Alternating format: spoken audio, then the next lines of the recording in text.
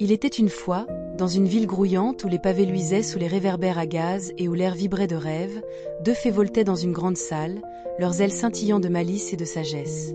La fée de la fortune, drapée d'or, vantait ses dons, richesse, gloire, amour, tandis que la fée du chagrin, enveloppée d'ombre, rétorquait que les vraies leçons résidaient dans les piqûres de la vie.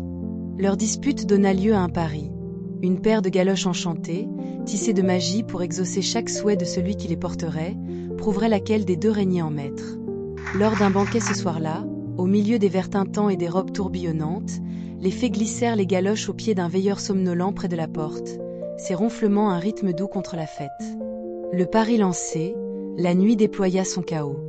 Le veilleur, une âme simple nommée Jens, remua alors que les galoches enserraient ses bottes, son esprit dérivant vers les rues baignées de lune. « Si seulement je pouvais vagabonder librement, ne pas monter la garde », murmura-t-il, et en un clin d'œil, il se retrouva sur un toit, la ville une tapisserie sous ses yeux, son cœur battant de joie. Jusqu'à ce qu'une rafale manque de le précipiter en bas, et il souhaita être en sécurité, atterrissant à son poste, hébété mais sauf. Ensuite, un clerc, un rêveur efflanqué nommé Karl, arracha les galoches des pieds de Jens, ses doigts frémissant d'aventure. Être poète autant jadis, soupira-t-il en les enfilant, et le monde tourna, les pavés devinrent boue, les réverbères détorchés, et il se tint dans le Copenhague médiéval, plume en main, acclamé comme barde.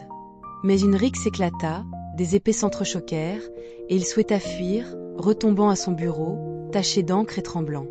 Un étudiant, Frédéric, repéra les galoches ensuite, ses yeux brillants d'ambition.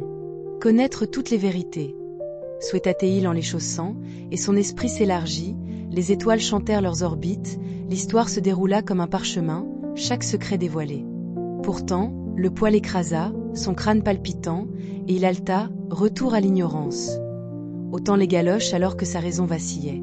Un cocher, robuste et jovial, les réclama alors, riant, festoyé comme un roi.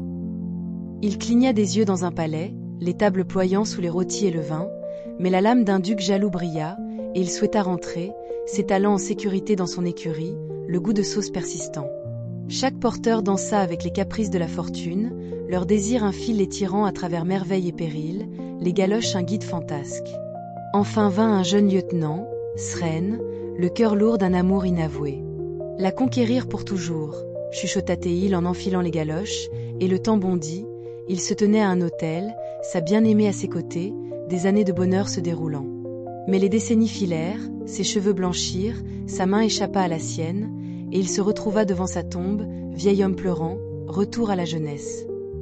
Les galoches obéirent, le ramenant au banquet, son amour redevenu une étrangère, sa poitrine creuse de perte. Les fées observaient, la fortune ricanant du chaos, le chagrin hochant la tête aux larmes. Chaque souhait un miroir de joie fugitive et de malheur tapis, les galoches un kaléidoscope des désirs humains.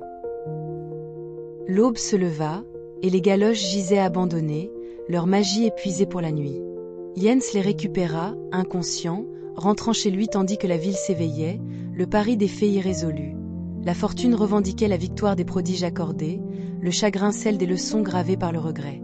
Les rues bourdonnèrent à nouveau, les galoches silencieuses, leur pouvoir un murmure dans les semelles de ceux qui les avaient portées. Sren s'attarda le plus dans la mémoire, son aperçu de la fin de l'amour un poids qu'il ne pouvait chasser, pourtant il continua, plus sage dans son aspiration.